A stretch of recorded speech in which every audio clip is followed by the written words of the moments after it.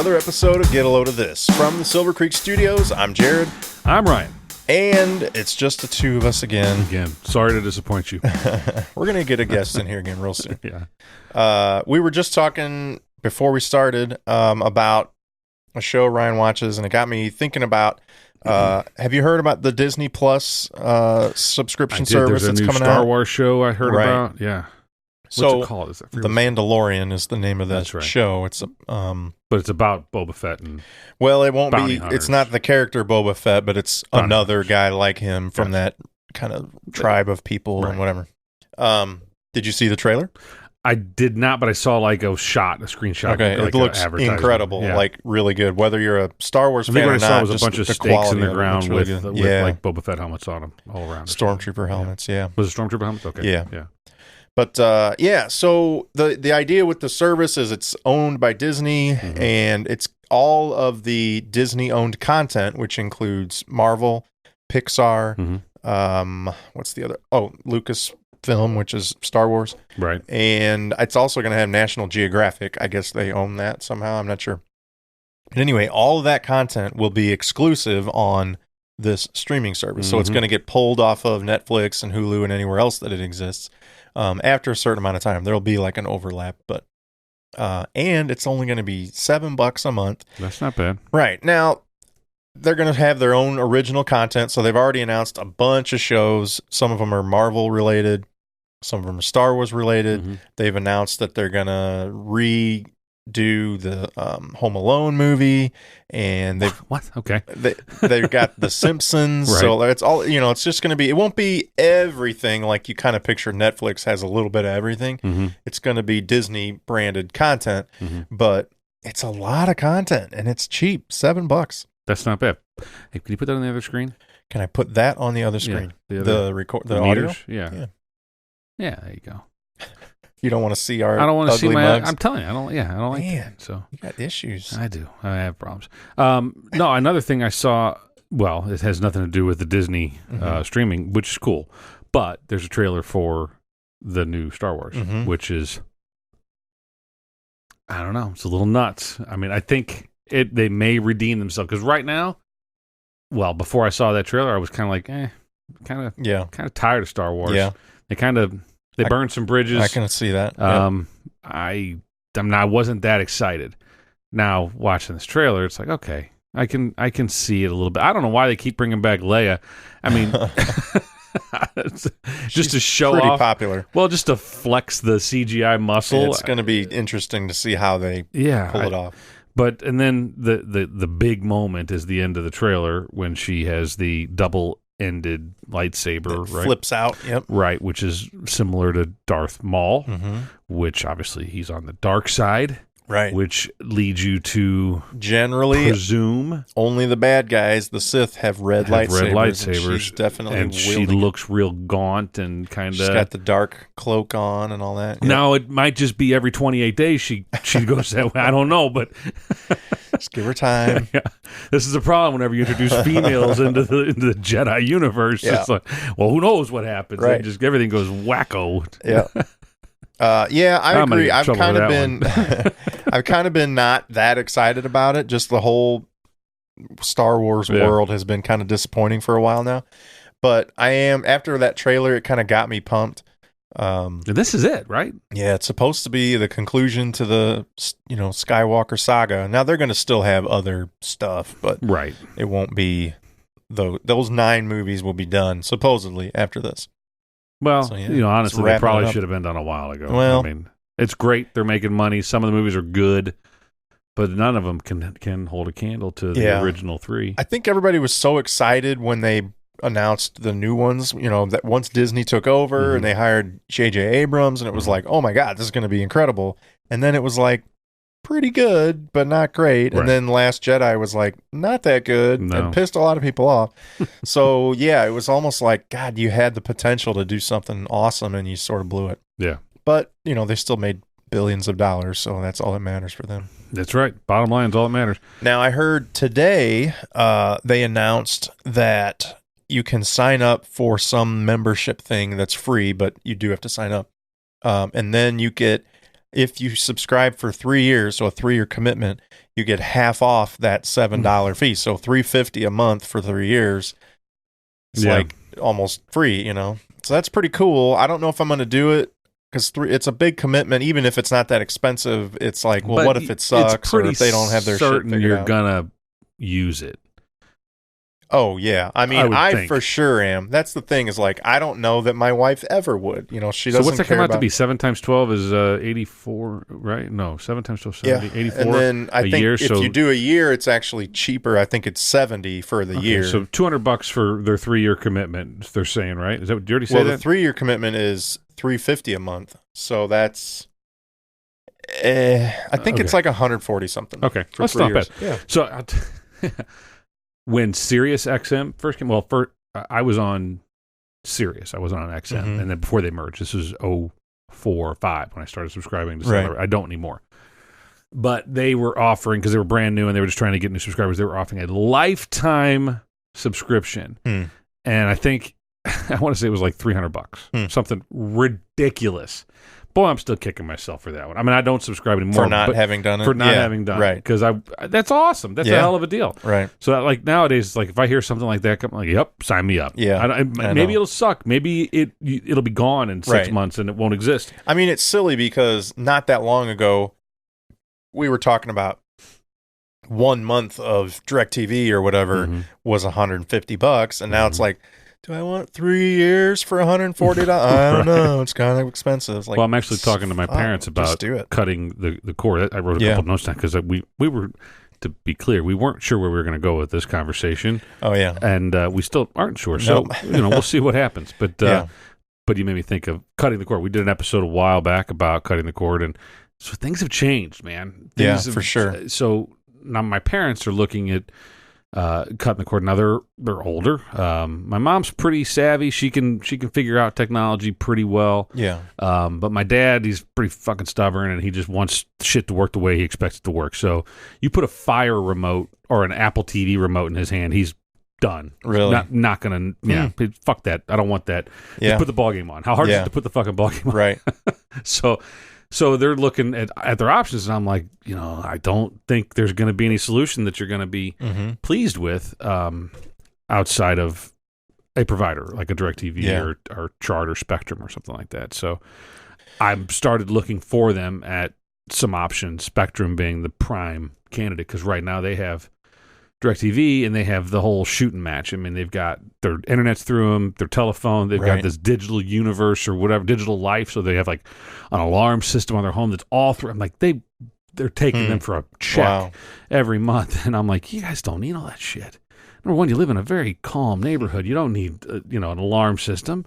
Maybe a little something. Simply Safe, those cells are a pretty good solution, Even just like a Ring doorbell would be fine. Right. There's a lot of ways to solve for that can save you some money. So anyway, we're looking at all those options. And you maybe right now I'm looking at Netflix and Amazon, which Amazon comes with Prime, it's whatever. But Netflix is a waste of money. There's so many times I go on there and I'm like, yep, nothing here, nothing to see here. Yeah. Every once in a while I'll stumble upon something like, oh, okay, that was cool, Yeah. But for the most part, there really is a lot of junk that you don't care about. But for us anyway, there's a lot that we watch. I would say that's 90% of what we watch is Netflix. And really? But you just find certain shows that you go back to and they fill up the time. And I know that there's shows coming back right now, and that's what's kind of keeping me from canceling it. Mindhunter is one of them. It's back on. I haven't watched all that yet. Black Mirror comes and goes, and I mean, so there's good things. It's not as great for movies, right? There was a Woodstock documentary on that was pretty good. I just watched. So there is good stuff, but you're talking about $7 for Disney, $12 for Fire, or not Fire, for Netflix, and then for your Amazon video, that's another Hulu if you want that. Right. Yeah. So all that shit adds up, and all of a sudden you're spending $40-$50 on these different services. Yeah. So you spend, and then like you have Sling. I have, or no, you don't have Sling. Well, I was going to talk about that, but. So I have Fire. What the fuck are you saying Fire for? I have Fire. PlayStation View, which Sony is not really doing anything with. They're not working to enhance it anymore. So because they've basically marketed it like shit, and so no one's subscribed. Yeah, so right. I think they're going to keep it alive, but they're not trying to sell it to anybody. They're not doing anything to make it better. Yep. So and everybody else is stepping it up. Right. So I'm about to cut the cord on Sony PlayStation, or PlayStation View rather. You've recently cut Sling. So yeah, so we've had Sling for a long time. The main reason we had it was for Fox Sports Midwest, and they split their packages into two. So you can get a $25 package that still has Cardinal games, Fox Sports Midwest, and you don't have to have the other $25 package that includes ESPN. And I don't really watch ESPN. Even when we had it, I kind of got away from it. I find it annoying. They're a bunch of douchebags. But every once in a while, I mean, I do miss football games and Sunday night baseball and stuff like that. But, I was totally willing to not pay the $50 fee. Right. So we did that for years and years. Well, recently they got rid of Fox Sports Midwest. There was a contract dispute with Fox. We've probably talked about this on the podcast, but so we got rid of it. And so we tried out the trial of Hulu Live and YouTube TV. Both very similar. They have, 60 channels or so, all the big ones you would want to watch. Includes ESPN, their whole lineup, and Fox Sports Midwest, along with, TBS and TNT and USA and everything, but they're $45 for Hulu and $50 for YouTube. And the Hulu has commercials on, so it's commercials anyway, because it's normal live TV, right? So if there's a commercial on, there's going to be a commercial. But Hulu also includes their normal Hulu service. So like Seinfeld and things like that are on Hulu streaming anytime you can start it. But it has commercials, and it's like the same 4 commercials over and over again or whatever. Right. Now you can pay like $6 more to get rid of that, and we probably will. But anyway, I'm kind of like your dad. Like the interface is confusing, and I'm savvy and I know how to do all this shit. And it was like, where the fuck is the thing? And I'm scrolling and I can't find my preset. Like, whenever your dad calls you and says, "Now, how do I do that?" You say, "Well, you hit the hamburger menu first." Yeah, the what? The hamburger. Yeah, I know. They don't get that. I didn't even know that term until about 6 months ago. Yeah. So, I mean, it's intuitive, yes, but it's not for anybody over 50, 45, 50 years old. Or anybody that's just used to Sling or whatever. Right. Now, I will say, if I had to pick between the two just for the streaming service, I would have picked YouTube. Okay. It was a little more intuitive, easier to use. I just liked it better. I think it worked a little better. We haven't had major problems with Hulu, but every once in a while, a little hiccup in YouTube. We only had it for a week or whatever, but no issues. But Hulu has the normal Hulu stuff, and within a week or whatever, my wife was already hooked on a couple of shows, and so when it came time to pick, it was like, well, it's $5 cheaper, so it's like, well, we're gonna go with the one that gives us more YouTube, content. Well, your kids probably don't watch that as much YouTube as my kids do, but they would go crazy if I got them whatever it's called, the premium YouTube. Oh, YouTube Red or whatever, with no commercials premium, and no ads, and they would lose their shit. Yeah. But yeah, it shouldn't be as difficult as it is, and it seems like that all these providers have come up with their price point. It's about $45 average, and it didn't used to be that way. Whenever you first got 20, Sling, 25, and I first got, View, it was like PlayStation View was 20, wasn't it? It was 20 or $25, yeah. and they've just ratcheted things up, and now it's 45, and it's like, okay, so they've picked their price point, but that's gonna piss people off, for man. Sure. I was telling the wife last night, I said, look, what am I losing if I just say I don't want a provider? Can I go to buy AMC and just buy I can't just go buy their programming? Very few channels can you do that. I think, HBO you can, maybe Fox, but not Fox Sports Midwest, I don't think. And then just a handful like you'd that. have to get the MLB app and then get a VPN. Right, and that's a huge pain. Spoof the whole thing so it shows you from Waukegan or something. You can't just pick and choose the channels you want and pay $3 here, $5 there. Right. And, they know that. Like, they want you to have to pay $40 to get 50 channels, Yeah, but most of those channels are garbage, and I don't even watch them. Right. And you would think, from what I understand, the way those packages work, that, let's say, Hulu or whatever, is paying TBS like 50 cents per subscription. Right. Per month or whatever. for that channel, and then they pay 50 cents for that channel, and they might bundle a few. And the sports ones, ESPN and Fox Sports Midwest, are the most expensive ones, and they're like $5 or $7 or something like that. Mm-hmm. But they're not. You would think if I'm TBS, I'd rather everybody just sign up directly with me for even if it's $4 a month, $3. That's better than the 50 cents I'm getting for them. There's got to be there's got to be more to it, because you're right. Yeah, that would make a lot more sense if these. But there's Viacom. I think they know they can get millions of subscribers by going through the cable so like companies. Viacom is MTV, Nickelodeon. Yeah. It's all that shit, right? ESPN I think might be in there, Mm-hmm. and they're all Viacom. So Viacom knows that they can sell ESPN or MTV, for example.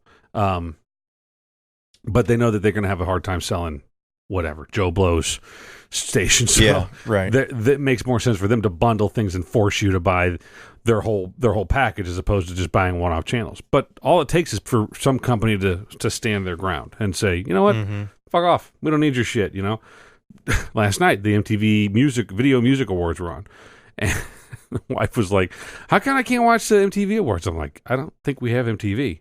She goes, "Wow, since when?" I'm like, I don't know. Yeah, right. But you haven't missed it until tonight. Yeah. So obviously it's not that big a deal. And she, well, I thought we had. I'm like, yeah, well, apparently not. We don't. So, well, that's why I was surprised with Sling, when basically it came down to, my understanding was that Fox wanted more money for their package, right? And I don't know how much more, but Sling basically said, well, we don't want to pay that because we have to charge our customers more, and we don't want to charge them more. Mm-hmm. And they basically said, we don't have a lot of people watching baseball anyway. As popular as baseball is, it ain't that popular. Right. And they were saying, we charge the most, the biggest fee we pay is for Fox Sports channels, and not even the majority of our customers use that.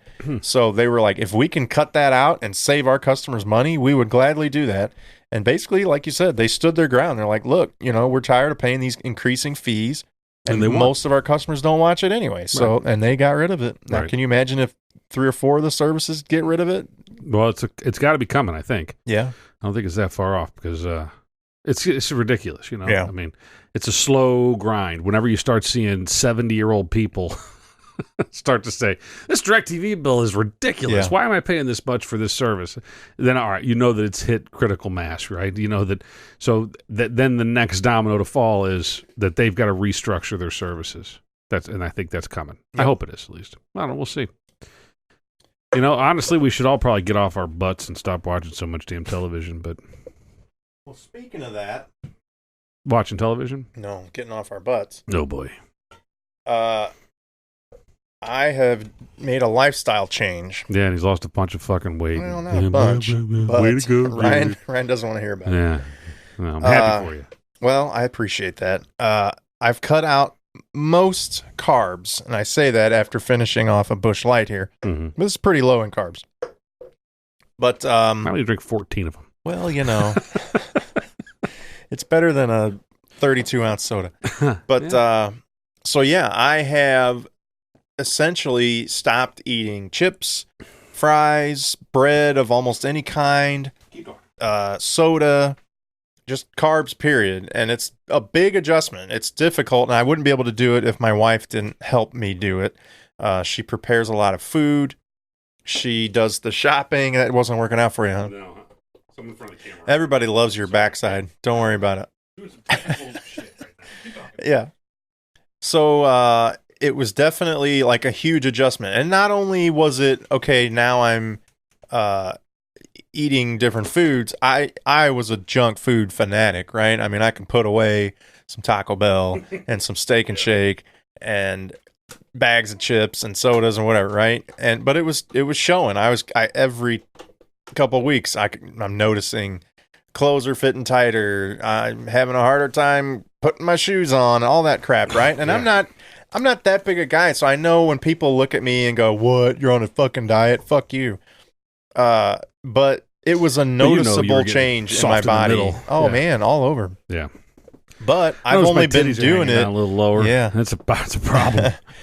I've only been doing this 3 weeks, and I've lost 18 pounds. Motherfucker. So it's definitely worked. And I'm not exercising really at all. But like 2 nights, I've come down and done some jumping jacks and push-ups. My wife and I have gone on a walk a couple times, but nothing rigorous, nothing religious. So I'm going to do that. That's my plan. But I wanted to kind of lose some weight first to make the workouts a little easier. Right. And I'm surprised, like, it's worked, right? All I've done is change what I eat. Right. And kind of naturally, by doing that, I eat less quantity. So I still enjoy what I'm eating, but you just don't. I mean, if you open a bag of chips, it's hard to stop. Like, you can finish a bag of chips, but you open a bag of pork rinds. Once you pop, you can't stop. And pork rinds, you only want like 5 or 6, and you're good, you know? Yeah, I don't want any pork rinds, honestly. Oh, pork rinds are good. And I used to like carbs. them. I used to like them a lot, but I don't know. Something happened. Something changed. Yeah, so it's not like a total no carbs at all, and we've had cheat days or whatever, but even when I do that, I still am like careful, you know. Well, Dave, excuse me, just to tell you what kind of day I've had. Yeah, today, man. I know we're talking about carbs, so it's not the most exciting thing. Yeah, I had pasta for dinner. So that's my wife's fault. I can bitch about that too. She's wanting to get all healthy and everything, and then I come down and there's fucking pasta. Yeah. What are we doing here? Doesn't make any sense. But Dave was talking about, what do you call it? Incremental fasting or something like that? Is that the words? Definitely fasting. Is it incremental? Something like that. Where you do an 8-hour window of eating and 16 hours fasting, but you got to be strict with it. So Rogan was talking about it with, I don't know who the hell he had on that. It was one recent episode. And then I called my wife and I was like, hey, you heard about whatever the fuck it's called, incremental fat, whatever it's called. And she's like, yep, know all about it. There's an app. I got a book that tells you, what do you want to know? And I'm like, well, I want to do it. And she goes, it's fucking easy. The app will actually, gives you, it's easy in theory. It gets complicated in practice. Well, yeah, but I already she's like, you already kind of do this. Yeah. You don't eat breakfast, which I don't usually eat breakfast. You eat lunch, and then, you eat supper at a normal time, and then you just can't snack. Okay, fair enough. I can do that. So, so if my window is 11 to 6 or 7. 11 to 7 would be an 8-hour window. So then, done. I can do that. Okay, I agree. Like I'm the same way. A lot of times I don't eat breakfast, and everybody at work eats lunch at 11, and I generally don't eat after 7. So I could totally do it. Right. But if you cheat at all, if you have a little so does that mean for breakfast beer after 7 is a problem? I think so. Yeah, for sure. Right? I know that screws the whole thing up. The podcast screws it all up. Now maybe there's a cheat day. I don't know, but gin and tonic. How about gin and tonic? Yeah, I don't know. The whole idea is that you get this long window of your body burning stuff off and going, oh shit, I haven't taken anything in. Let's get, we need to do whatever.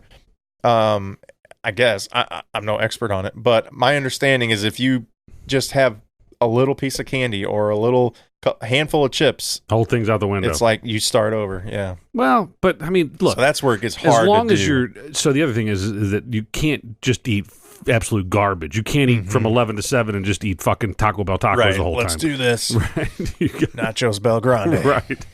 Well, I only eat between 11 and 7, but all I eat is White Castles. Oh, that sounds good. So, God, your digestive system would hate you. But no, so I mean, it's going to make you eat better. You're gonna make better choices, and you're gonna snack in that. But you're gonna make healthy snack choices in that little window or whatever. So. I don't know. It seems I got to look into it more. I got to read. Yeah, I think it's an attainable thing for sure. But I would just caution you that like you need to be strict with it. But like you said, 11 to 7, that's doable. Seems reasonable. Seems like it. Yeah. Yeah. So anyway, so far I'm happy with the progress. I'm happy with. I thought it would be a bigger adjustment than it is. I do notice because at first everybody's like, "Oh, you can eat all the steak and bacon and cheese and eggs you want," and you can. But we've had a couple times where we'll have sausage and bratwurst and whatever, with an egg on top, and it's like even that just starts like, oh my god, that's just killing me. But I can eat no bun, nope.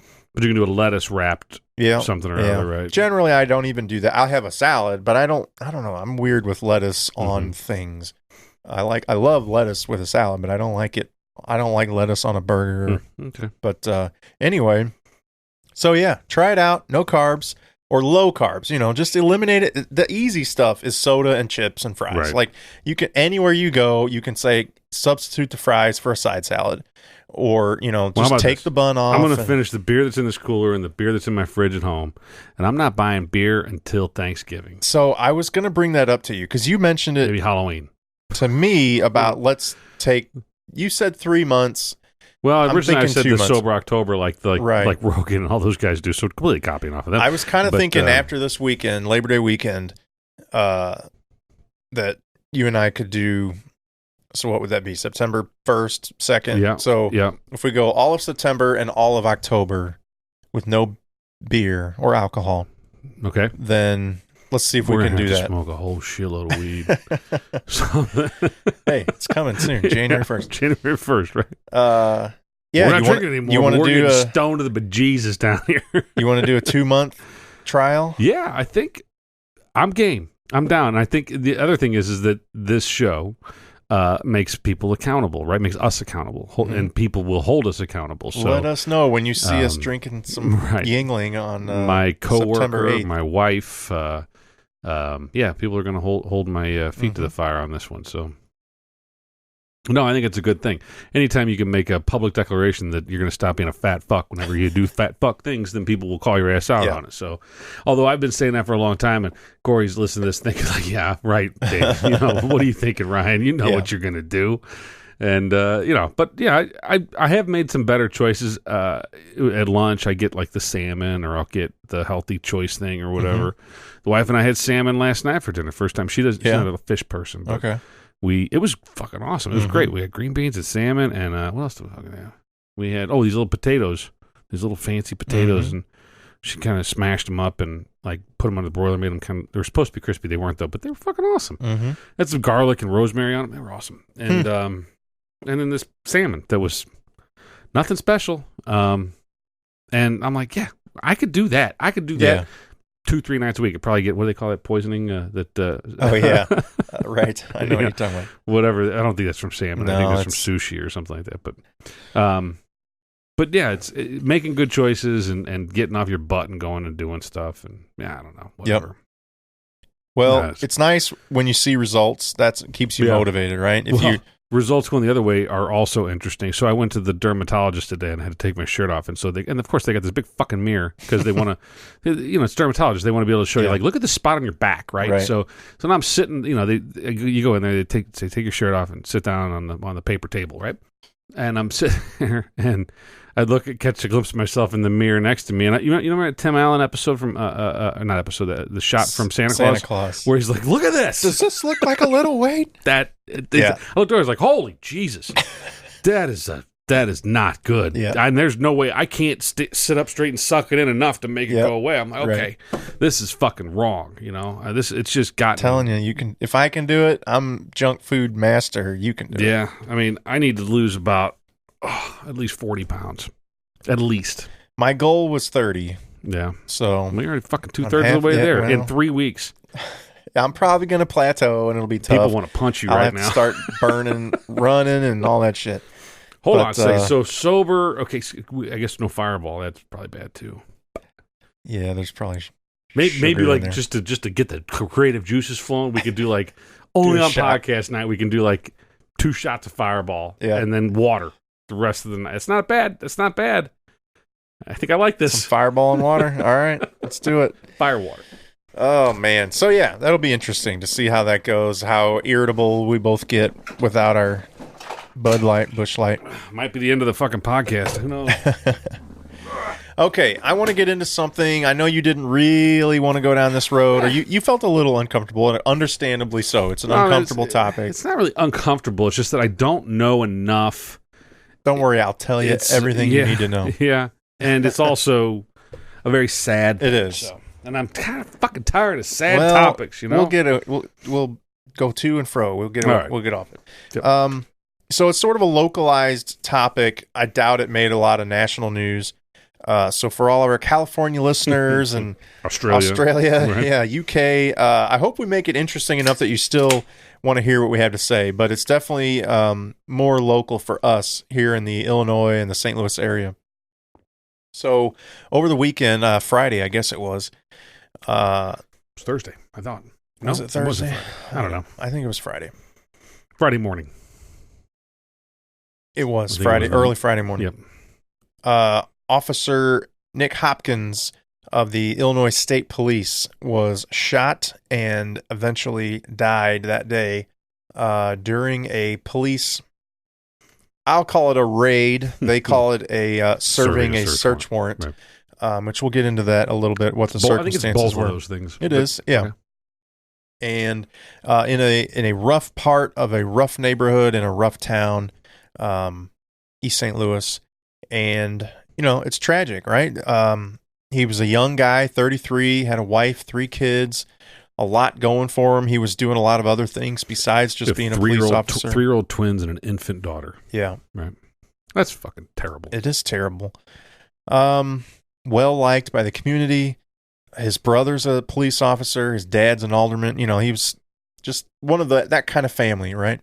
So it's a tragedy. It would be a tragedy anyway, but it's like he's an alderman here in town. In town, yeah, here in Waterloo. So he's from here. My family knew his family. My mom's friends with his mom. I didn't know him real well. He was a little kid when I was, in high school. But yeah, so just obviously sad. But I kind of wanted to talk about just the circumstances of the whole thing. I find it, I keep using the word fascinating, interesting, shocking, bizarre, whatever, that this can happen, right? I mean, we know that there's shitty stuff out there, but, this is 5:30 in the morning, a raid on this, I'm assuming a drug house of some sort, some kind of criminal activity going on in this home in a neighborhood. And that somebody's armed and shoots a cop at 5:30 in the morning while we're getting ready for work, getting the kids up for school, 9 to 5 grind, and it's so bizarre to me that there can be that big of a dichotomy between what our lives are like and what that person's life is like. And what leads to that, it's a lot of decisions, but it's a cultural thing. It's a generational thing. It's an economic thing. It's so many things. Right. Just those two individuals, the right. officer and the person who shot the officer, just their lives and how opposite they are.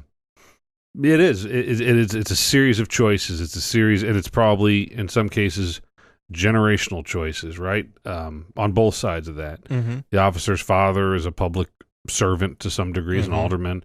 His brother is a cop. It's a family thing that they're serving the public. On the other side of it, this person that's we presume in a drug house. I mean, it's a series of choices. Maybe his older brother got him into it. Maybe his dad did it. Maybe his mom's boyfriend. Who knows? We don't. That's the other thing. We don't fucking know. Why don't we know that yet? Do we know? I mean, what happened? Well, they sealed the search warrant, so that won't be released anytime soon. So we don't know why they were even there serving a warrant. But we know the criminal history, some of the guy who shot him. There was 3 people arrested. Drug background. Yeah, but I mean, it was like the background didn't even sound all that bad. It goes back a long ways. Like they referenced crimes in 95 and 96 and 2005, but it was like a felon in possession of a gun or, I think some of the stuff wasn't included because they went pretty far back. And one of the first things they mentioned was that he was a felon in possession of a gun. Well, how did he become a felon? That kind of thing. Right. They skipped a step. So, yeah. But it wasn't like this guy's a longtime kingpin of, drug running or whatever. I mean, maybe, but we don't know that yet. It was definitely like a big, like the SWAT team was there kicking down this guy's door. There were multiple units on the scene. Well, and the 2 armored vehicles that ran the fucking building over. Yeah.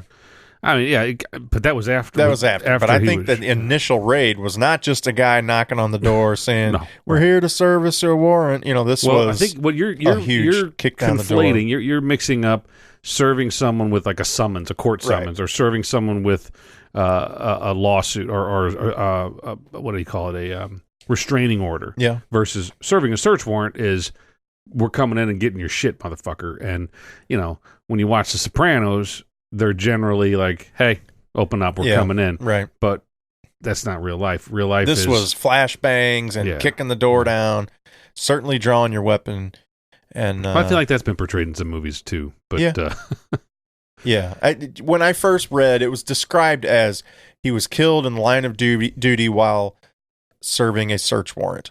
It feels like they're underselling that. Yeah, and I was like, oh, that seems like excessive response by the criminal. And then when you realize, oh, it was a SWAT team kicking down the door, coming in guns blazing at 5:30 in the morning, like, well, I'm not justifying it at all, but I can kind of see why somebody who's armed in their own home might defend themselves and shoot at somebody who kicked their door down. Okay. Especially in a drug house. Like, if it's dark and you don't know that it's a cop who kicked your door down, maybe it's some other thug who's here to rob you of your stash. Just probably shouldn't be, I don't know, just shouldn't be in that situation to begin with. Well, sure, obviously. You shouldn't have to question that.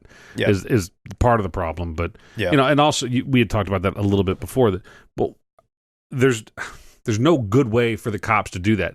You had said that on the Post-Dispatch website or on Twitter and whatnot, there's a lot of people taking the side of the shooter and saying that, well, he's just self-defense. And what's the big deal?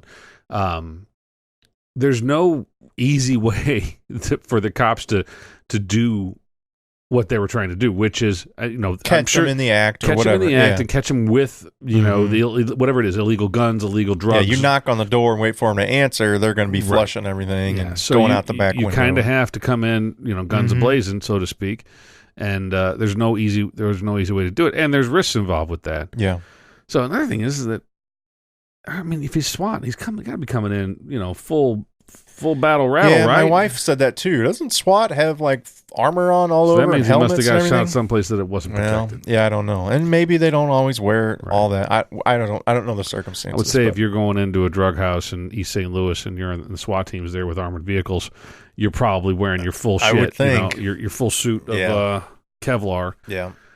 We don't know all the circumstances. Yeah, that's the other aggravating thing, is that we don't know much, and everybody, we do this. This is what the human condition is, right? We're so curious, and we get hopped up on a certain topic, in whether or not we know it or not. And then we start to speculate, and we start to, assume certain things, or we hear a little tidbit from somewhere over here, and then, it must be true, Yeah. Where in reality, we should all just kind of sit back and wait for the facts to come in. Yeah. It goes into another issue that came up, our kids' school. Yesterday? Yeah, yesterday. Oh, right. I didn't hear about it until after. So, we're not going to say any, I don't even know anybody's names, but I got a text message in the morning that said there was a rumor of an event, but it's deemed to just be a rumor, that nothing to be concerned of. Mm-hmm. There is no threat to the school or the students, and that there will be a police presence on campus just for peace of mind throughout the day. And then an hour or 2 hours later, the superintendent sent another text message that said, I'll be sending an email with more information later. Please just, at this point, rest assured that your kids are safe, and yada, yada, yada. Well, so that period of time between 11 a.m. or 10 a.m., whenever he sent the first message, until it was 5 in the evening, that he finally sent the email that gave whatever explanation was available. Mm-hmm. That's the worst time, because now all the rumor mill's just going full force and it's not healthy. And so, and even the students, because since there was no information, a lot of the parents are texting their kids saying, hey, what's going on up there? Mm-hmm. Now the kids are all starting to talk. And so I did get some information about there was a threat of someone threatening to bring a gun to school. Now, I don't know if it's true. According to the superintendent, it's not true. I think what I saw maybe in his explanation was that there were parents discussing the possibility of something, and they said they were concerned that could happen. And some kids, like the children of these parents, overheard them and thought something was happening, and then they put it out on Instagram and Snapchat or whatever, and that spread the rumors. Yep. Somebody's threatening whatever, and there never was a threat. The parents were concerned about, what if there's a threat? Yeah. And that's how that shit happens. Now, it's a mess. There was a real issue. I don't know if it all stemmed from the same thing or not either. I'm pretty sure it's all Ryan's fault too, but over the weekend, now if you recall from our last episode, it was the half-loaded one, right? Yeah. Ryan discussed, we both discussed about how kids need to be punched in the mouth more. They need to be punched and hit by other kids. By other kids. Not by me. And or the gist Jarod. of it was these kids aren't used to having to deal with the repercussions of their actions. Nobody will hit them if they do something that deserves to be hit over. Right. And so over the weekend, here in our hometown, we had the homecoming parade. And my sister and I were walking up to the parade. We were right at the edge of the street, a couple rows of people in front of us. There was a cop car right next to us and the cop standing outside the car. And we just approached. The parade hadn't started yet. And we observed, my sister saw these two kids, 13, 14. One of them was circling this cop car. I didn't think anything of it. I'm watching for the parade to start. And the cop didn't do anything in this? I'm not sure how aware of things he was, but no, he did not do anything. Well, I hope he was very aware. He's a cop. I know, you would think, but he's got other stuff to keep an eye on. All right. And this other kid starts kind of following him around the car, and he starts talking shit. Oh, you think I'm afraid of that? I didn't know what that meant at the time, but Right. it was, you think I'm afraid of this cop that you're sticking around, that kind of thing? He's just talking shit, right? Trying to be tough. Being a punk-ass kid. The kid who's in front, he walks away. He made a mistake. He walked away from the cop, starts going down the street, down the block. And the kid who's following him motions to his friends, let's go. And now there's like 3 or 4 teenagers going after this other 13-year-old. We're watching all this unfold without really knowing what's going on. My sister was more tuned into it than I was. I didn't really hear what they were saying. But I can see how you're just watching this thinking like, this is just a bunch of dumbass exactly, kids. Right? I thought, at one point, I thought they were all friends. Like Right. the one in front was one of their friends too. Anyway, my sister definitely was like tuned in. She was like, something's about to go down. Did you see that? And I'm like, what? No. Did you hear what he said? That kind of thing. Like she could tell something about to happen. And of course, she asks me, should we tell this cop he's standing right here? There's something, and I was like, no, we don't know what's about to happen. Who knows? And I'm kind of looking like, even if they are, I'm like, what's the worst going to happen? Are they going to hit him? They're going to punch him? He'll be fine. Right. Turns out, a couple minutes later, these 2 girls run up with their mom to the officer. Hey, this kid just got jumped. He's bleeding, whatever. And we're like, oh, great. Turns out, I think what we think happened is these kids, for whatever reason, there's an explanation I won't get into, but they may have even had good reason, sort of. Yeah. But they jumped this kid who apparently had a knife on him, and he stabbed the kid who jumped him in the torso and I think in the face. Yeah. And in the back, I think. Yeah. And it was like 6 times. Oh, I didn't hear that. I only heard twice, but no, it was a bunch. Okay. It was a bunch. And so, Matter of fact, I think the kid's still in the hospital. Oh, I'm sure he would be. Yeah. But so they picked the wrong kid to jump, and yeah, I'm not sure if that's. And that got back to my point of I've heard different versions of it from my kids who know some of the people involved and or know of them, I guess. Right. And that it was. We'll just say what happened. So allegedly, one of the kids has a younger brother. He's adopted. Like there's a bunch of kids that are, I think, adopted or fosters or something like that. Right. And he has a younger brother who's black. Yeah. And and one of the other boys was calling his younger brother the N-word. Mm-hmm. And he got defensive. Now, where I get confused and where I've heard different stories is that the guy with the younger brother who's black was actually the stabber, not the stabbee. Okay. I guess I've heard it the other way around, but I don't know, obviously. So this is where it gets a little bit hairy, and I don't know that we'll ever know.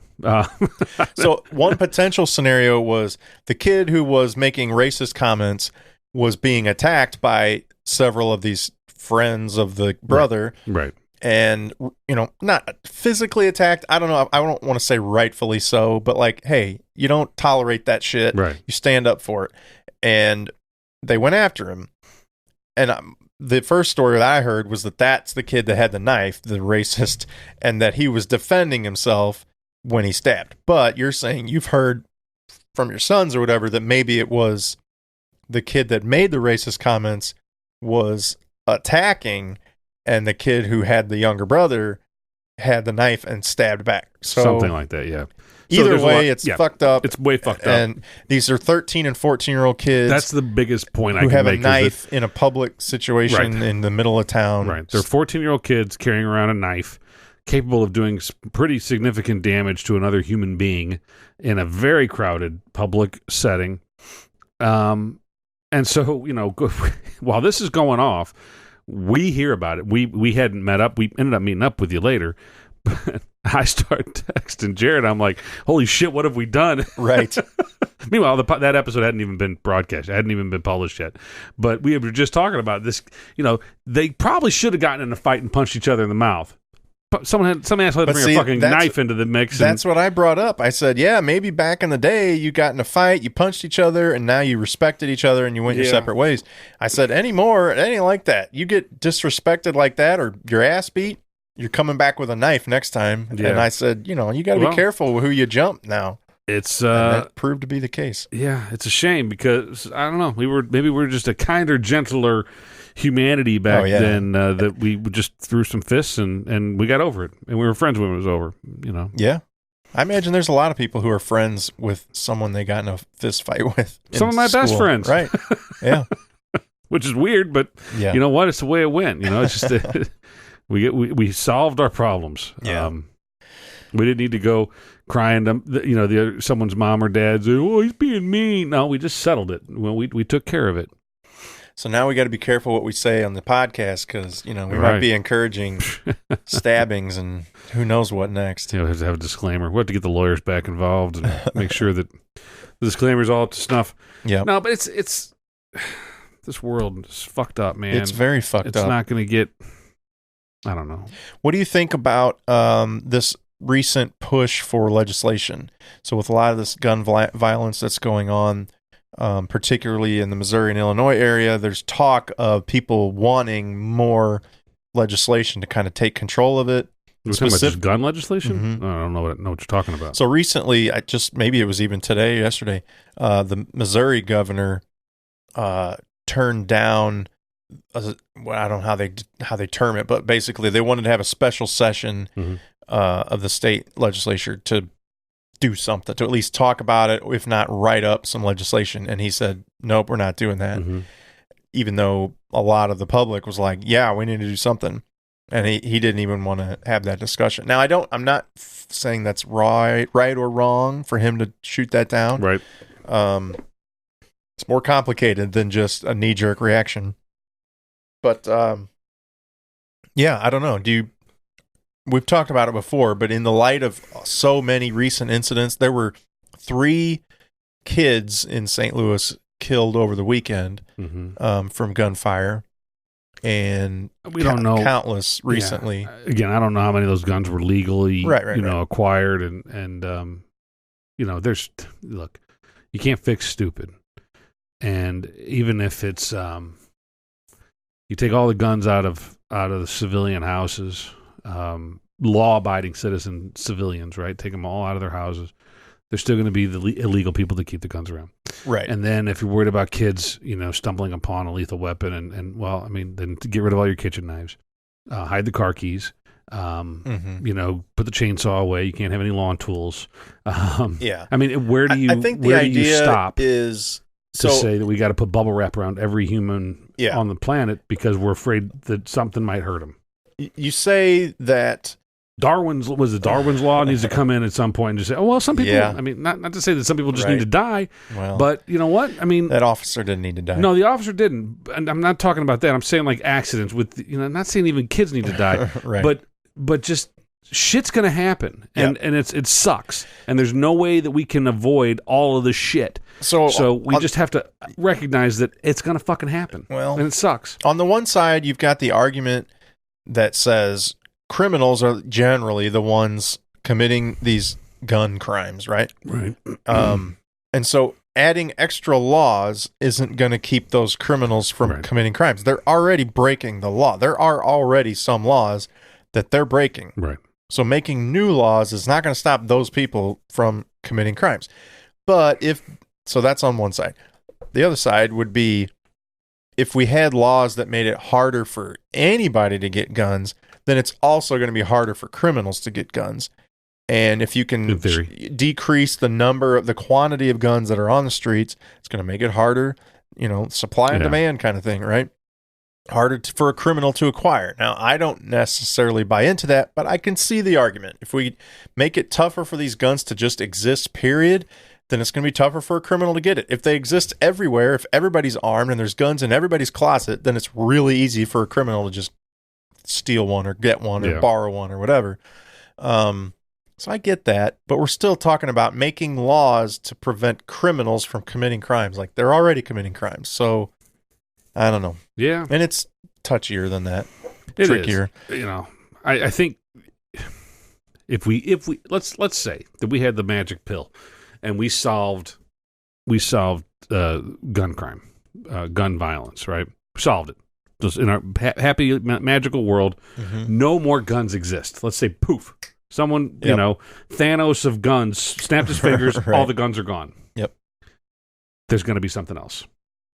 And that next thing is going to be, whether it's chemical weapons, whether it's knives, whether it's people driving their cars into crowds of people, or driving U-Haul buses into crowds of people, or driving fertilizer trucks, trucks full of fertilizer into buildings. I think the difference, though, you're right, for sure. It's always going to be something. The difference is it's relatively easy to drive by and spray bullets at a restaurant or a house or a porch or whatever and kill some people and get away, right?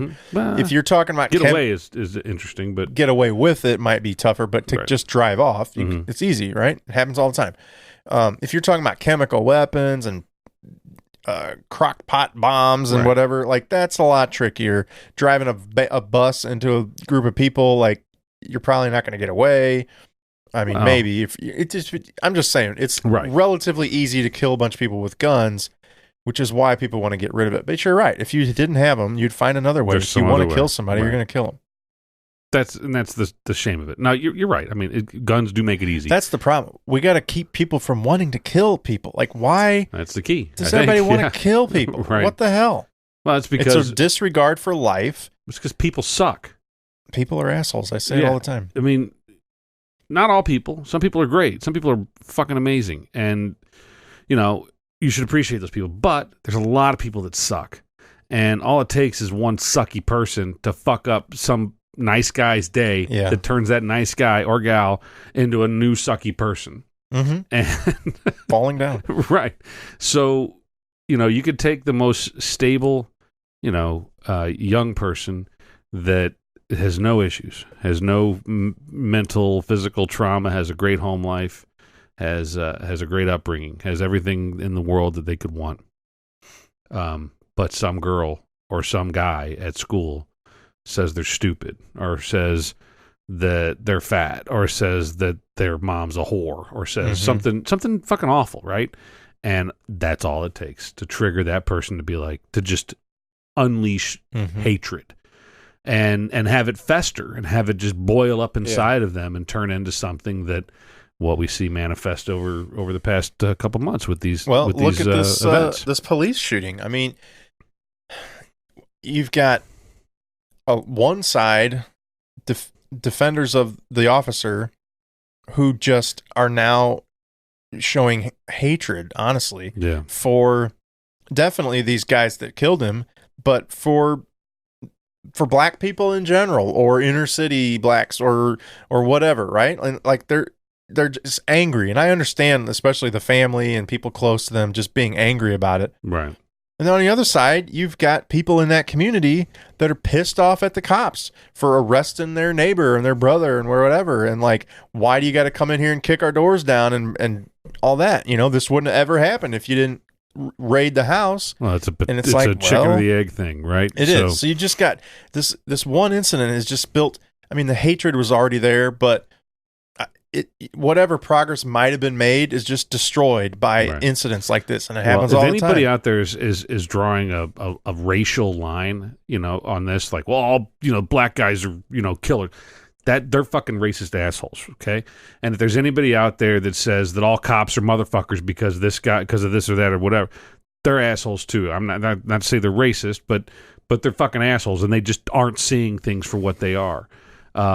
This is what it goes along. I mean, but in a time of mourning or anger or whatever, I get it. I understand. I'm not saying I agree, but I understand why you've got these extreme views of racism or bigotry or whatever. It's like, I don't see it. I don't see how someone could sit there and look at this situation and say that the guy that was woken from his slumber in a crack house in East St. Louis was in the right by shooting a cop. There's no way, and I don't know. I can't imagine what someone would have to tell me in order for me to go, oh, okay. There's no way. There's no way I'm going to be able to go like, okay, that makes sense. I can't make sense of it. I can't make sense of why that person's even there to begin with. All it would take, you would think, is for someone that loves them, someone in his family to say like, hey man, what the fuck you doing? Let's go do this instead of that. But that doesn't happen. I mean, but maybe he's making a living, right? He's getting by. He's can't keep a job. Maybe he's disabled or something, and I'm not. You know what I mean? There's I know a you're whole not defending him, generational cultural thing of people that feel like they're in a position where they're that desperate. They have to sell crack. Yeah. Look, this is a tough one. So, I mean, there's a lot of other ways to get by in life. You don't have to sell crack. You don't have to, unless you, I don't know, you get a taste for the finer things and you don't want to work for them and you want to take the easy way out and sell crack rocks instead of, working harder, going to school and getting another degree or whatever. Yeah. Well, then you're just foolish. I mean, that's no more foolish than, someone who robs houses and gets shot by let's say someone robs your house tonight. I don't know if you have any guns or not. Don't care. We're not going to get into that. But let's say someone robs your house tonight. Okay. Mm-hmm. And you hear them and you get your gun out of your nightstand and you shoot them in the forehead dead. Mm-hmm. Okay. Are people going to defend you? Yes. I would think so. Yes. People are going to defend you. So people aren't going to defend the other person because he made bad choices. Mm-hmm. And that's the way that anybody should look at this. It's like, who made the bad choices? Right. The person who made the bad choices you should not have much sympathy for them because they've done this to themselves. But there's a whole large group of people that think they didn't have a choice or they got put in this situation. You always have a choice. I don't disagree with you, but I know there are people who do disagree with you. There's plenty of, I mean, I don't know. It's hard for me to say, and people would say, well, you don't understand. And I don't. Because we don't live in that world. Right, I grew up in suburbia. I was very fortunate. I am very fortunate. My kids are very fortunate. So I don't know, but I do know that there are stories of individuals that come out of neighborhoods like that find a way out because whether their mom said, "Hey, you need to find your way out," and here I'm going to help you, go on the right path. And then there's other people that maybe they are told those same things by their mom or by their grandma or grandfather or something, but they just choose not to because the other life is too appealing, or that they hit one stumbling block and they fell down this rabbit hole of the bad choices. So I know it's not easy, but to say that's not their own doing, bullshit. That's a scapegoat. It is. That's to say that I should be blaming everybody that I'm not living in a high rise in Manhattan and making millions of dollars a year because the system's working against me. No, it's because I made choices that didn't land me in that high rise in Manhattan with a $1 million plus salary. Yeah. So I made those choices. I'm not blaming anybody else for that. And if I was in prison, well, I made those choices. There's exceptions to that. Someone who's framed or whatever, right? Yeah. like Shawshank Redemption, right? Andy Dufresne, he didn't make the choices. Andy Dufresne was framed. Right. But it gets back I was just on the other night. That's why I think it was last night. Yeah, it's great. It gets back to my original point of I find it fascinating the difference in our life and that life and what led that person to that point. It was definitely choices, mostly choices, but circumstances, right? Maybe they made a choice between this or this and they're both shitty choices. Yeah. Maybe they didn't have the option to go do this or study this or get this degree. Maybe they did, but they were turned down so many times that they couldn't pay their rent or whatever, right? I don't know, but there's so many things that if you have a can lick of lead common to that. sense, I'm not disagreeing with you. I hear what you're saying. I'm sorry to interrupt you, and I agree with almost everything you're saying.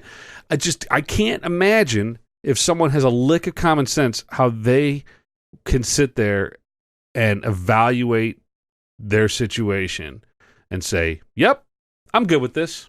I'm going to keep doing this.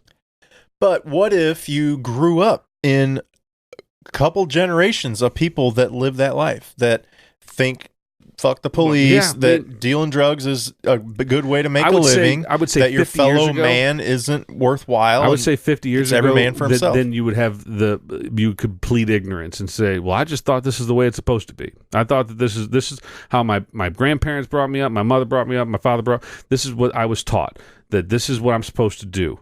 And I think you could plead ignorance and say, I didn't know any better. But today, you have all of the resources out there in the world available to you, right? But to what if enlighten you or to educate you? It's not just I didn't know that this isn't how it's supposed to be. But if you feel like this is how it is because of the situation we're in, there's no getting out of this. My grandpa was in this situation. My mom and dad are in this situation. My brothers are in this. My baby who I had with whatever mama is in this situation. Right? We don't get out of this. That's just how it is when you live in this neighborhood of East St. Louis. I mean, again, I understand that mindset. That's what the Democrat establishment has done to the African American community, is that they've given them all of these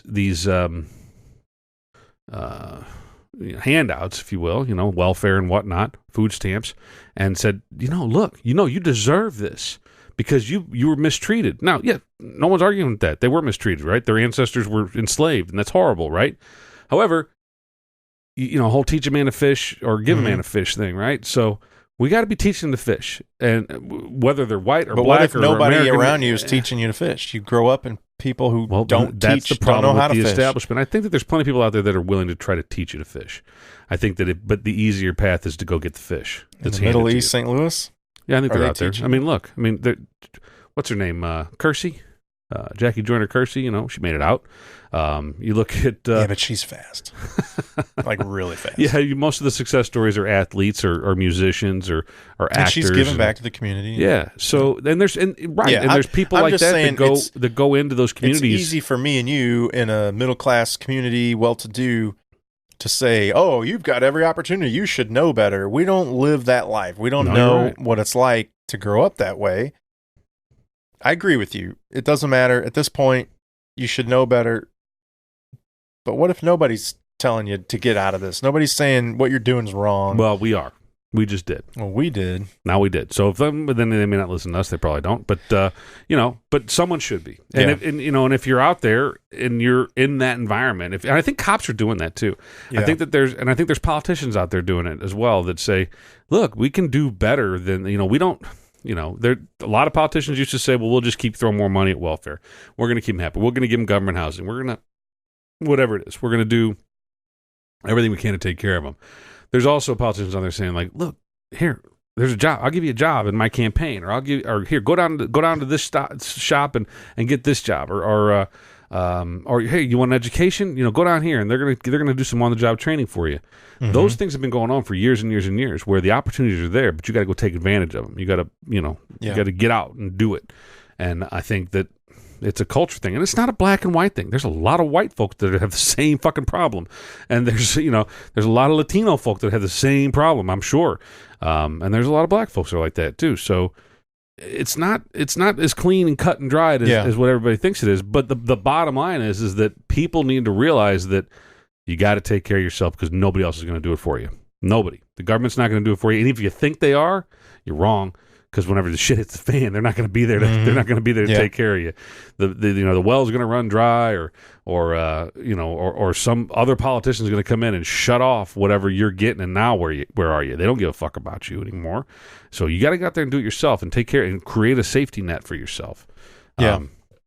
Myself included, my kids included, everybody's, but just, talk to people and tell them, like, that dude on the fucking couch at 5:30 in the morning, or wherever he was, in his bed, sleeping with a gun under his pillow.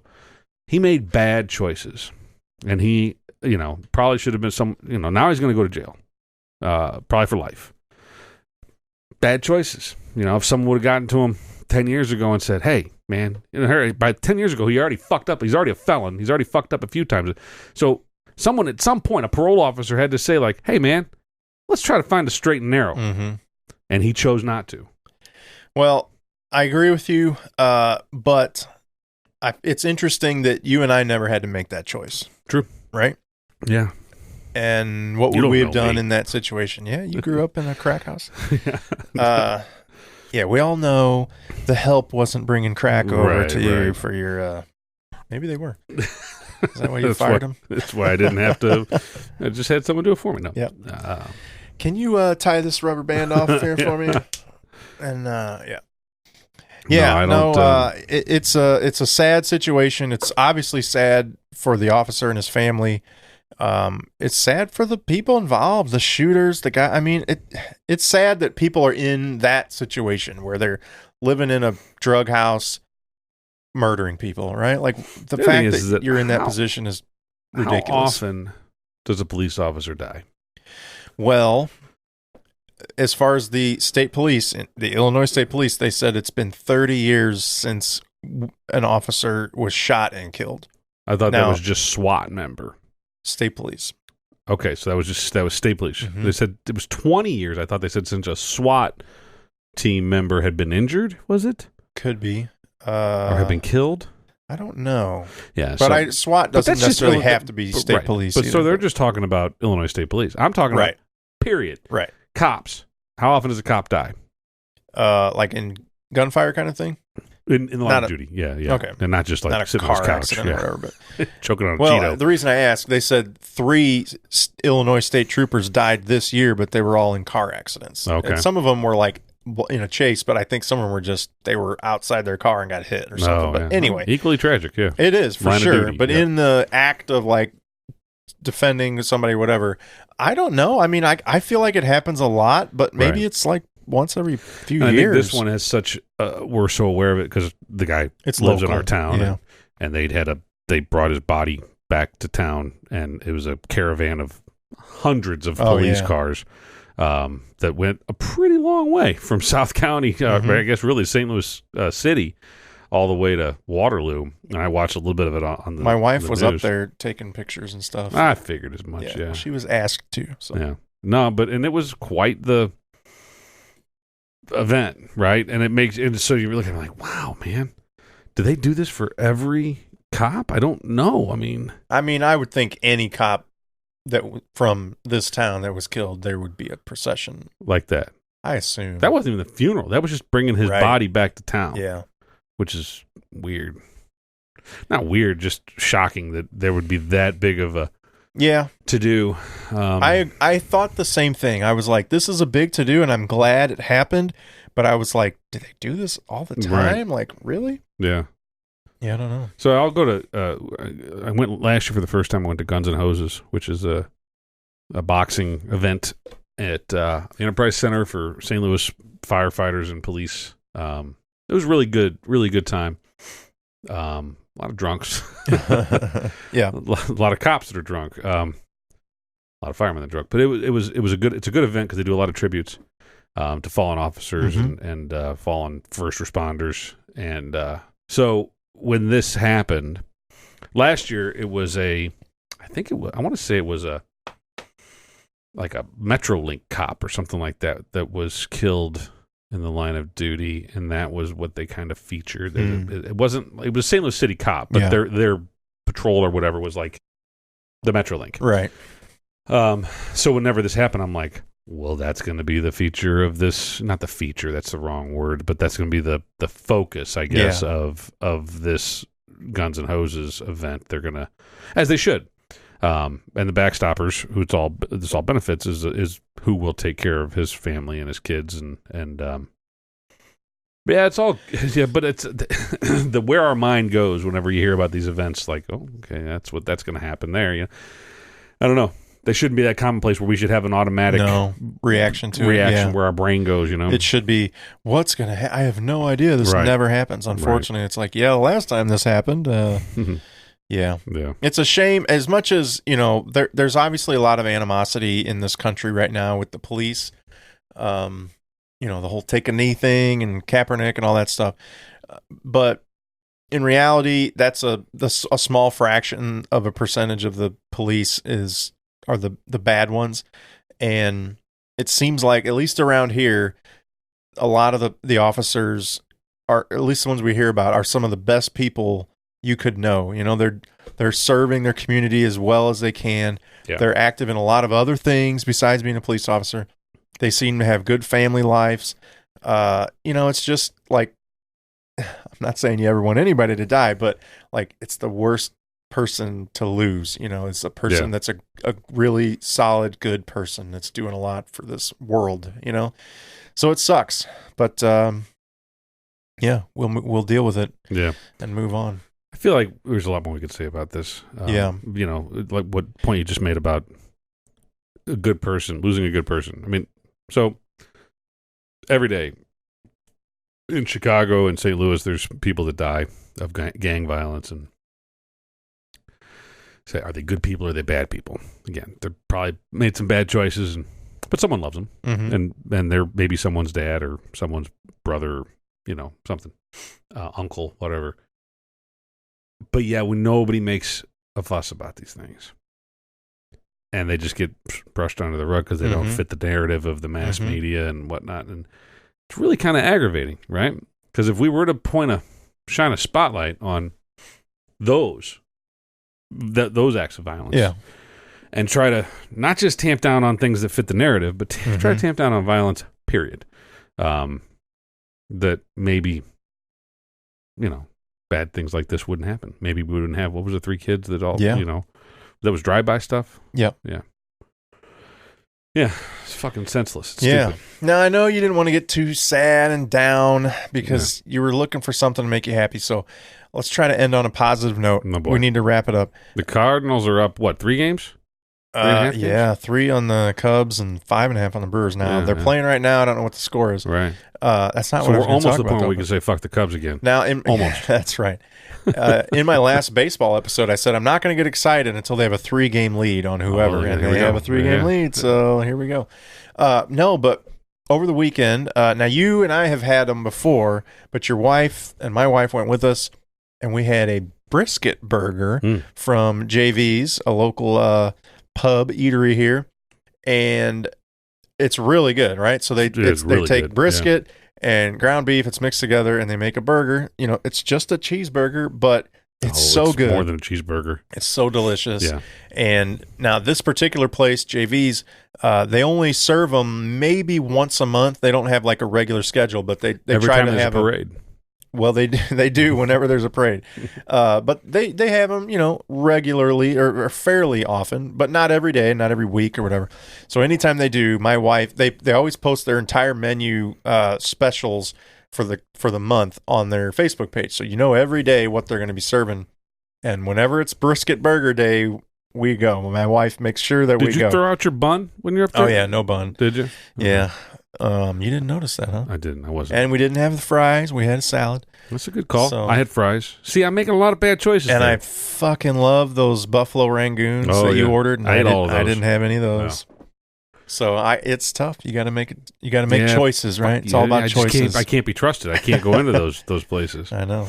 Just got to stay away from the bad. It's really good. If you're around here, check out the brisket burger from JV's. It's awesome. Yeah, it's really good. That was supposed to make me happy.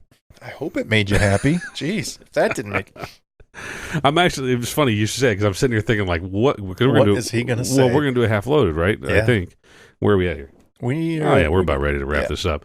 So I'm thinking, I'm running through my head like, what are we going to talk about? Because we got something fun, happy, or whatever. Yeah, we're going to lighten it up on the half loaded. And I don't know if this is what's going to be, but the first thing that came to mind is the Mount Rushmore of cartoon characters. Oh, okay. But I'm thinking that's a pretty short episode.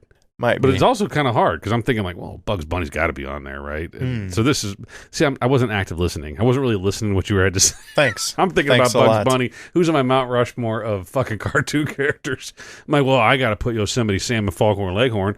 But then you got guys like Fred Flintstone and Barney Rubble. They can't leave those motherfuckers off, right? And if you got Barney and Fred on there, you got to have George Jetson, right? And then you got Scooby Doo and you only got 4, right? And now we got a big ass mountain. And I'm not letting you combine, Barney and Fred together, so yeah, but that's not one. Yeah, it gets really tough really quick, All right, coming up next on our half-loaded episode. I think that's a bad way to go because I think I'd have a hard time making those choices. We need a big mountain, so But anyway, something like that is probably where we're heading with the next one. Maybe. We'll see. Yeah, who knows? All right. Or we might just sit here and get drunk and bullshit and not do a half-loaded. Yeah. That could happen. Let us know what you think about some of these topics we've discussed. We got a little heavy, got a little light. How can they let us know, Ryan? Call Bill. That's right. 618. Yeah. You can send us an email, loadthispodcast@gmail.com. I learned how to close a Google account today. I had to really for the ball team. Oh, right. So I just wanted to close it. And it's like, you wouldn't think it'd be that challenging. It's tough, huh? And I had to close a Yahoo account. It got hacked. Somebody in Brazil got into my Yahoo account. I'm like, why? I didn't even know I had one until I got the email that said, hey, someone has logged in and changed your password. Was it you? So I had to close that. And I'm like, why would you want my Yahoo account? Whatever. And then I had to close this Google account. It's harder than you'd think. I guess they want to keep your data. They want to keep you locked in. Anyway. So assuming that you haven't closed all your accounts and you can get a hold of us, how would they do it? Or someone in Brazil hasn't hacked your account. Yeah, loadthispodcast@gmail.com if you want to email us. At Load This Podcast on the social stuff, and we'll probably see it, and maybe someday I'll post something again. And YouTube, that's probably the best bet, honestly. And we'd love to see it, because we don't get a whole lot of comments on YouTube. Yeah. Got a lot of views, but... yeah, we had a lot of views when Bill was on. Did it? Yeah, we did. I don't know if you noticed that. That's because he's a handsome devil. It's the bald head. Yeah. It was... Shaved head. Is he one of those guys that has a full head of hair that chooses to shave it? No. So if he let it grow, it would be very thin. Yeah. Was it a bit like the ring around the head thing, or like thin? Ring around the head. Okay. Yeah. Yep. Well, that's a good choice. Then I've always said that if I started to lose my hair, I would go bald in a heartbeat. Yeah. I'd shave it too, just easier. But I've known a couple of guys like that chose to shave, and they had a full head of hair. It doesn't make any sense. It's like, you have great hair. My hairline is receding. It's going back.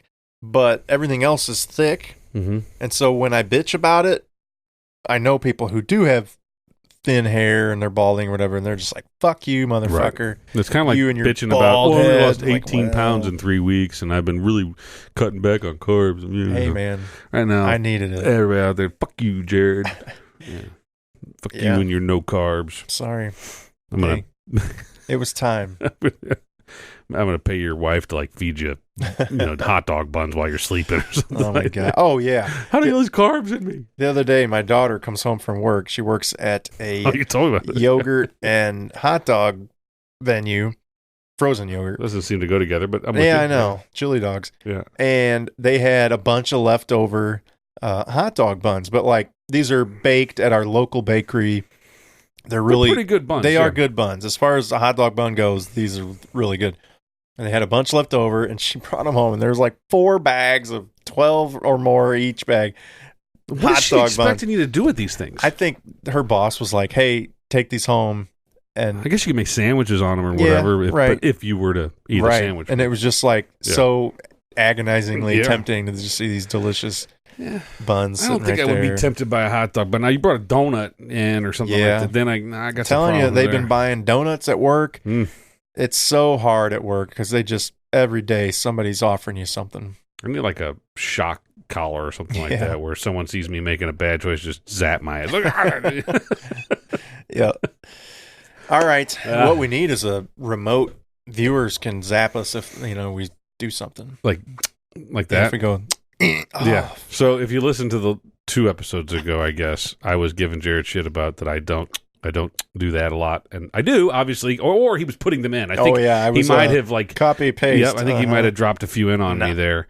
But so I've owned up. Yep, I have a problem. I'm a tisker. I apologize, and I also appreciate your tisk removal.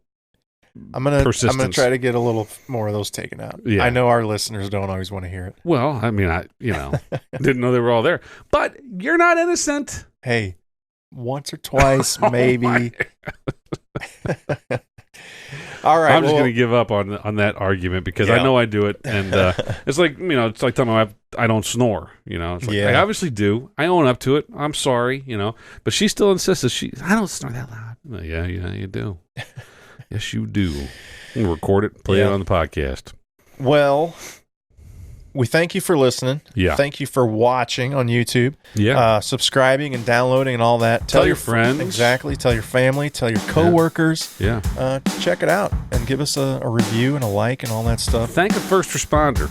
Definitely. You know, something like that. If you don't thank them, at least think about them. Appreciate them. Do what you can. Yeah. And let's everybody get along. Absolutely. So, until next time, I'm Jarod. I am Ryan. And get a load of this. You know, you had said that like good earphones, they allow in other sounds. Some. Right. I mean, there's good ones that block it out too. So like I can actually hear you talking normally, not through the earbuds, which I think is good. Because those, I mean, they're good, but they block out a lot. Do block stuff out. Yep. Which is it depends what you want them for and how you're going to use them. These open and let everything in. Mm-hmm. I can hear all kinds of stuff. I think these might be broken too because, well, they're good. They're AKG, which is a good brand, right? Definitely. And but they've been through the mill. Oh yeah. Bit. You know, the kids. You know, I had to dig for these. Yeah, when you got a cord that skinny, it can get damaged pretty easily. It doesn't take much to, They were nice, though, when I got them. They came with a Samsung phone, I think. And they were good. Oh, well. Are we going to wing it? Yeah, I had a thought. What the fuck was I going to say? Okay. I don't know. Yeah. This is going to be an interesting one. You're not inspired. I'm not. Yeah. I hear you. I'm kind of worn out. You know. I think we both had one of those kind of days, and I don't know. Yeah. I don't know. I need to be so. Yeah, I watched a show called Lodge 49. Have I told you about it? You have. I've never seen it, but you should watch it. It's on AMC. It's in season 2, I think. 2, 3, 2, 2, and I think there's only 3 or 4 episodes in. But it makes me happy. Just the fact that it exists or watching it. It's a good show. Yeah.